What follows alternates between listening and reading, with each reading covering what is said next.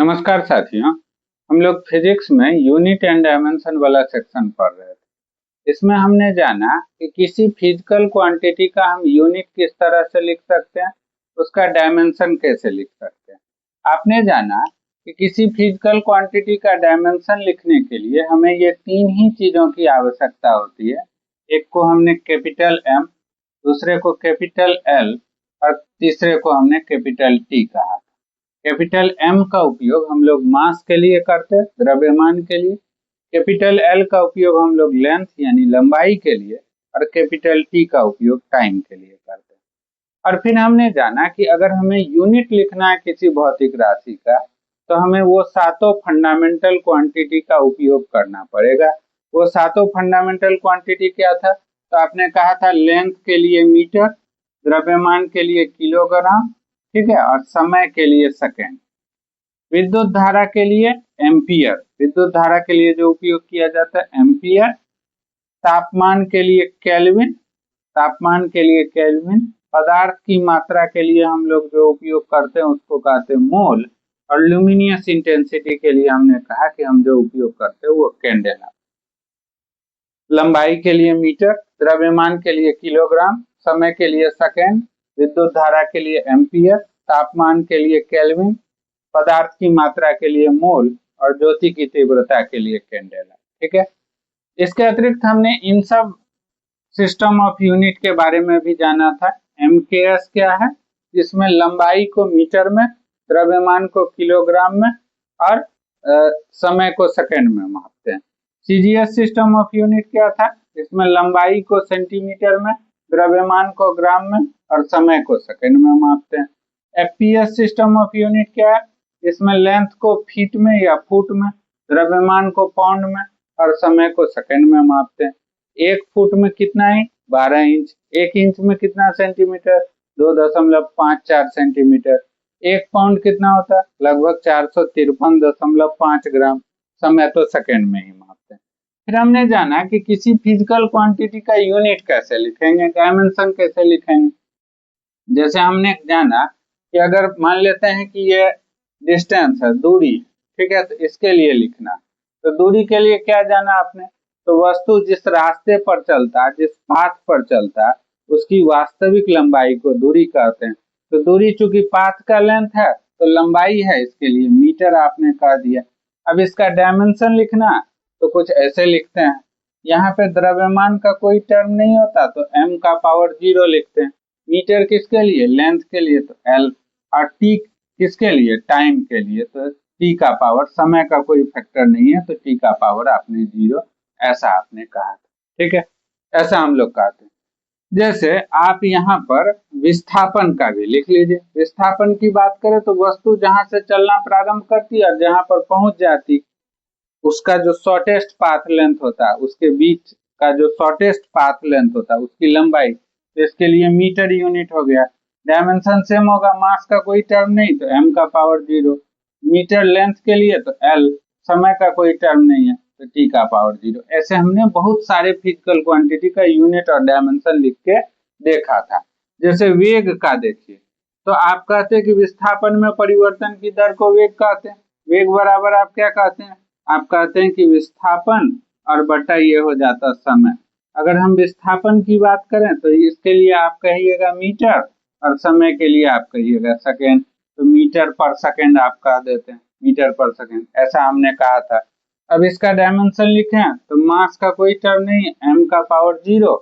Metre length के लिए तो L और सेकेंड टाइम के लिए तो t का पावर, सेकेंड का पावर -1 है तो t का पावर -1। यहीं से हम अगर एक्सेलरेशन की बात करें, त्वरण की बात करें, तो आप कहते हैं कि वेग में परिवर्तन की दर को कहते हैं त्वरण। तो वेग बटा समय आप ऐसा कहिएगा, है ना। वेग के लिए बात करें तो आप यहाँ पे जाने मीटर पर सेकेंड, वेग का मीटर पर सेकेंड, और समय के लिए यहाँ पर सेकेंड। तो यहाँ पे आप कहिएगा मीटर पर सेकेंड स्क्वायर, ऐसा आप कह सकते हैं। अब इसका डायमेंशन लिखिए, तो मास का कोई टर्म है क्या? नहीं है, m0 कह दीजिए। मीटर लेंथ के लिए तो L, सेकेंड टाइम के लिए तो t का पावर -2, ऐसा आपने कहा था। ठीक है। अब यहीं पे बल की अगर बात करें, फोर्स की बात करें, तो ये आपने जाना था कि ये द्रव्यमान द्रव्यमान गुना क्या होता है, त्वरण होता है, द्रव्यमान गुना त्वरण होता है। तो इसका यूनिट लिखिए, यूनिट लिखिएगा तो मास के लिए क्या लिखेंगे आप, केजी, और त्वरण के लिए आपने यहाँ पे लिखा है मीटर पर सेकेंड स्क्वायर, तो ऐसा हमने कह दिया। तो ऐसे लिखिए, यहाँ केजी किसके लिए, मास के लिए। केजी का कितना बार टर्म आया है, एक ही बार है, तो कोई यहाँ पे एक ही घात होगा। मीटर लेंथ के लिए तो एल कर देते हैं, सेकेंड टाइम के लिए तो टी का पावर -2, ऐसा हमने कहा। और न्यूटन साहब के सम्मान में हमने कहा कि न्यूटन के सम्मान में, क्योंकि न्यूटन के गति का प्रथम नियम से हमें बल की परिभाषा मिलती है, इसलिए न्यूटन साहब के सम्मान में इसका जो एसआई यूनिट था वो न्यूटन, और इसका जो सीजीएस यूनिट होता है वो क्या होता है, डाइन। इसका सीजीएस यूनिट क्या होता है, डाइन। कई बार आपसे पूछा गया है कि बल का सीजीएस यूनिट क्या होता है, डाइन। हाँ, ऐसे ही हमने कुछ यूनिट के बारे में जाना था। जैसे आपने जाना था कि आवृत्ति का जो मात्रक होता है, आवृत्ति का एसआई मात्रक, वो हर्ज मानते हैं हम, हेनरिक हर्ज के सम्मान में आवृत्ति का जो एसआई मात्रक लिखते हैं वो क्या लिखते हैं, हर्ज। और आपने ये भी जाना था कि हम जो ध्वनि सुनते हैं उसकी फ्रीक्वेंसी सीमा 20 हर्ज से 20,000 हर्ज के बीच होती है, 20,000 हर्ज के बीच होती है। इस बीच के बीच की जो ध्वनि होती है उसको ऑडिबल साउंड कहते हैं, यानी श्रव्य ध्वनि कहते हैं। इससे पहले की जो होती है उसको अवश्रव्य कहते हैं, जिसको आप इंफ्रासोनिक साउंड कहते हैं, अवश्रव्य ध्वनि कहते हैं। और इसके बाद की जो ध्वनि होती है उसको पराश्रव्य ध्वनि कहते हैं।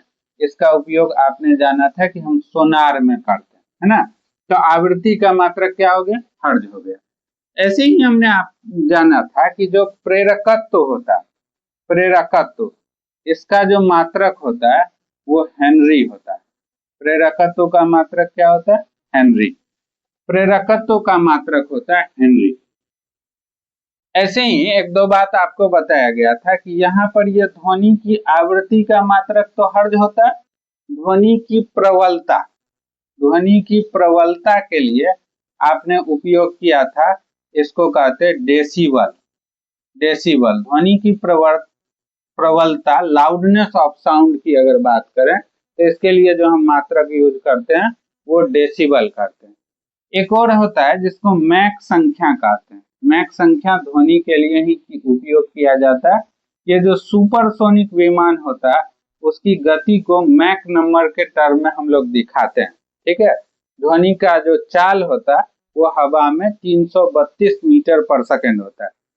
आपको अगर पूछा जाए कि ध्वनि का चाल हवा में कितना होता है तो 332 मीटर पर सेकेंड होता है, ध्यान रखिएगा।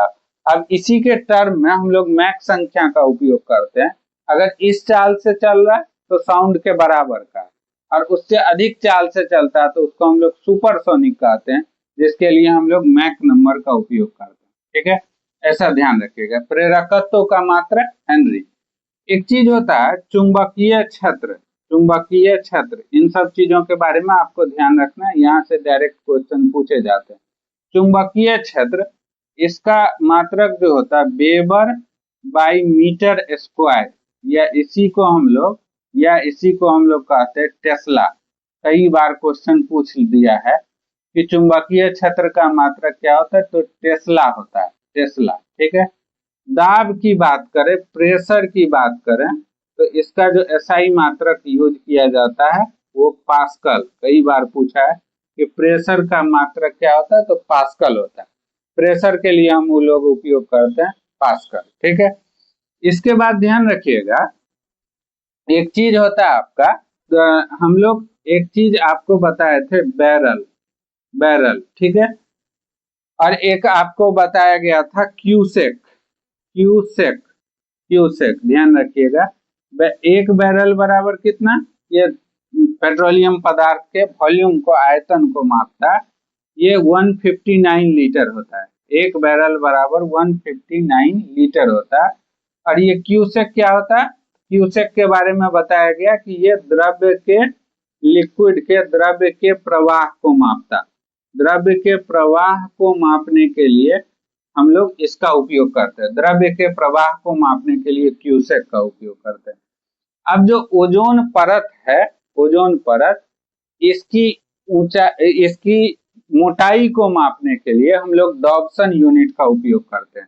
ध्यान रखिएगा, कई बार क्वेश्चन पूछा गया है कि ओजोन परत की मोटाई, ओजोन परत की मोटाई मापने के लिए हम लोग, मोटाई को मापने के लिए हम लोग डॉब्सन यूनिट का उपयोग करते हैं। ओजोन परत की मोटाई को मापने के लिए हम लोग डॉब्सन यूनिट का उपयोग करते हैं। घरों में जो बिजली बिल आता है वो यूनिट में मापते हैं। हाँ, बिजली बिल जो होता है पावर, इससे पहले आप जान लीजिए एक चीज होता है अश्व शक्ति, हॉर्स पावर, अश्व शक्ति, ये शक्ति का मात्रक है। अश्व शक्ति, इसको किसके लिए उपयोग करते हैं? शक्ति के लिए उपयोग करते हैं। ठीक है, शक्ति के लिए उपयोग करते हैं। जैसे आप जानिएगा कि एक चीज होता है कार्य, कार्य का पूछा जाए तो जूल, कार्य का क्या होता है? जूल, कार्य का जूल, है ना, कार्य का जूल होता है। और शक्ति के लिए, कार्य करने की दर को शक्ति कहते हैं, है ना, कार्य करने की दर को शक्ति कहते हैं। शक्ति के लिए एक चीज उपयोग किया जाता है, इसको अश्व शक्ति कहते हैं। और ये 1 HP बराबर जो होता है वो 746 वाट होता है। ध्यान रखिएगा, 1 HP बराबर क्या होता है? 746 वाट। कई बार क्वेश्चन पूछ दिया। घरों में जो बिजली बिल आता है वो यूनिट में आता है, और एक यूनिट बराबर कितना होता है? एक यूनिट बराबर 1 किलोवाट आवर, 1 किलोवाट आवर। एक यूनिट बराबर होता है 1 किलोवाट आवर। है, एक के WH कहते हैं, किलोवाट आवर। ध्यान रखेंगे, किलोवाट आवर। ऐसा हमने जाना था कुछ कि आवृत्ति के लिए हर्ट्ज उपयोग करते हैं, प्रेरकत्व के लिए हेनरी करते हैं, चुंबकीय क्षेत्र के लिए वेबर बाय मीटर स्क्वायर या टेस्ला कहते हैं, दाब का पास्कल, बैरल क्या है? तो 159 लीटर। ये जो कोई द्रव्य पदार्थ होता है उसका आयतन हो गया। क्यूसेक द्रव्य के प्रवाह को, ओजोन परत की मोटाई को डॉब्सन में, कार्य के लिए जूल, है ना, कार्य के लिए जूल, शक्ति के लिए वाट उपयोग करते हैं, लेकिन अश्व शक्ति भी कहीं जगह उपयोग किया जाता है। तो 1 HP बराबर, हॉर्स पावर बराबर 746 वाट होता है। अब ये 3 यूनिट के बारे में आपको जानना है। ये 3 यूनिट क्या है? एक है खगोलीय इकाई, एक को कहते हैं हम लोग खगोलीय इकाई। खगोलीय इकाई ये क्या होता है? सूर्य और पृथ्वी के बीच का जो डिस्टेंस है उसको मापने के लिए हम लोग एस्ट्रोनॉमिकल यूनिट यानी खगोलीय इकाई का उपयोग करते हैं। सूर्य और पृथ्वी के बीच की दूरी, तो आप जानते हैं कि ये डिस्टेंस है, दूरी है। ठीक है, ये दूरी है। तो दूरी बराबर क्या होता है? चाल गुना समय। ठीक है, दिस स्पीड इंटू टाइम।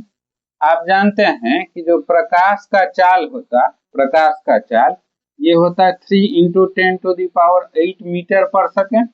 प्रकाश का चाल 3 × 10⁸ मीटर पर सेकेंड होता है। हम यहाँ लिख रहे हैं प्रकाश का चाल।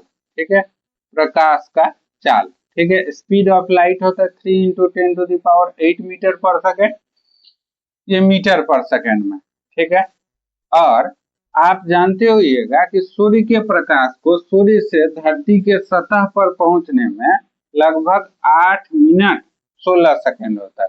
समय की बात करें तो आप कहिएगा कि सूर्य के प्रकाश को सूर्य से धरती तक पहुंचने में कितना? 8 मिनट लगभग 16 सेकेंड या 20 सेकेंड आप मान लीजिए। ठीक है, इसको अगर आप सेकेंड में बदलिएगा तो 8 × 60, 1 मिनट में 60 सेकेंड है प्लस 20 सेकेंड, तो यानी ये आप 500 सेकेंड कह सकते हैं। तो आप चाल निकाल लीजिए, इसको चाल अगर आप निकालते हैं तो चाल हमको पता है। अगर आप हम दूरी निकालना चाहते हैं तो दूरी बराबर चाल कितना? 3 × 10⁸ मीटर पर सेकेंड में, इस समय को भी सेकेंड में भी रख दीजिए, ऐसा हो गया। तो ये आप कह सकते हैं, इसको मल्टीप्लाई करिएगा तो 1500 × 10⁸ कह सकते हैं, इतना मीटर सूर्य और पृथ्वी के बीच की औसत दूरी हो गई। या इसको आप 1.5 और इंटू 1000 लिख सकते हैं। 1000 को 10⁻³ और इंटू 10⁸ ऐसा लिख सकते हैं। या 1.5 इंटू 10⁻11 मीटर हो गया। यही एक एस्ट्रोनॉमिकल यूनिट का वैल्यू होता है। आपसे पूछा जाए कि खगोलीय इकाई क्या है, तो ये दूरी का मात्रक है। और दूरी का मात्रक कैसे है, तो इसको आप कहिएगा कि ये सूर्य और पृथ्वी के बीच की औसत दूरी को बताता है। अब इस दूरी को हमको याद करने से अच्छा निकाल भी सकते हैं, याद भी रख सकते हैं आप। तो दूरी बराबर होता है चाल गुना समय। प्रकाश का चाल 3 × 10⁸ मीटर पर सेकेंड।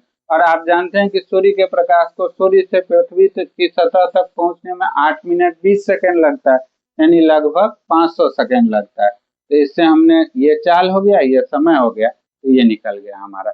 अब प्रकाश वर्ष, अगला चीज है प्रकाश वर्ष, जिसको आप लाइट ईयर कहते हैं। प्रकाश वर्ष क्या होता है, तो प्रकाश के द्वारा एक वर्ष में तय की गई दूरी। प्रकाश वर्ष क्या है, प्रकाश के द्वारा एक वर्ष में तय की गई दूरी। प्रकाश वर्ष होता है प्रकाश के द्वारा एक वर्ष में तय की गई दूरी, हाँ, इसी को हम लोग प्रकाश वर्ष कहते हैं। प्रकाश के द्वारा एक वर्ष में तय की गई दूरी। तो दूरी निकालना, हाँ, तो दूरी अगर निकालना है तो आपको चाल लिखना पड़ेगा। सबसे पहले चाल कितना, 3 × 10⁸ मीटर पर सेकेंड। प्रकाश का चाल यही होता है। अब समय कितना, एक वर्ष में लगभग 365 दिन, ठीक है, एक वर्ष में 365 दिन। एक दिन में कितना घंटा, 24 घंटा। एक घंटा में कितना मिनट, 60 मिनट। और एक मिनट में, चूंकि ये सेकंड में, मीटर पर सेकंड में, तो ये 60 मिनट है। एक वर्ष में 365 दिन, एक दिन में 24 घंटा, और एक घंटा में कितना मिनट, तो 60 मिनट। और 60 मिनट को सेकंड में बदल दीजिए तो ये इतना सेकंड हो जाएगा। इसको आप मल्टीप्लाई करके देखिए तो 9.46 × 10⁻15 मीटर आ जाएगा। ये एक प्रकाश वर्ष का वैल्यू। और एक चीज होता है पारसेक। प्रकाश वर्ष क्या हो गया, ये दूरी की इकाई है, प्रकाश के द्वारा एक वर्ष में तय की गई दूरी है। और एक चीज होता है जिसको पारसेक कहते हैं। पारसेक ये दूरी की सबसे बड़ी इकाई है, और एक पारसेक बराबर होता है 3.26 लाइट ईयर। 3.26 लाइट ईयर, 3.26 प्रकाश वर्ष, ठीक है, 3.26 प्रकाश वर्ष होता है। तो इसको अगर आप मल्टीप्लाई कर दीजिए 3.26 × 9.46 × 10⁻15 मीटर। अब इसको मल्टीप्लाई करके देखिएगा तो इतना मीटर जो हो जाएगा वो पारसेक का मान हो जाएगा, ठीक है। तो ये एक हो गया खगोलीय इकाई, दूसरा हो गया प्रकाश वर्ष, और तीसरा हो गया पारसेक। ये तीनों दूरी की इकाई है, और इसमें कुछ भी याद करने का जरूरत नहीं है। खगोलीय इकाई क्या है, तो सूर्य और पृथ्वी के बीच की औसत दूरी को कहते हैं। तो दूरी हमने निकाल लिया, दूरी की इकाई हो गई। प्रकाश वर्ष क्या है, प्रकाश के द्वारा एक वर्ष में तय की गई दूरी।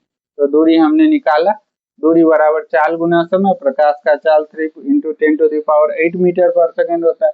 एक वर्ष में 365 दिन, एक दिन में 24 घंटा, एक घंटे में 60 मिनट, और एक मिनट में 60 सेकंड। मल्टीप्लाई कर दें तो ऐसा हमें वैल्यू आ जाएगा। पारसेक क्या है, ये दूरी की सबसे बड़ी इकाई है, और ये 3.26 प्रकाश वर्ष बराबर, एक पारसेक बराबर 3.26 प्रकाश वर्ष होता है। इसको मल्टीप्लाई कर दीजिए तो हमें वैल्यू निकल जाएगा। तो ये हमें यूनिट एंड डायमेंशन वाले चैप्टर में हमने जाना कि किस प्रकार से हम लोग यूनिट और डायमेंशन निकालते।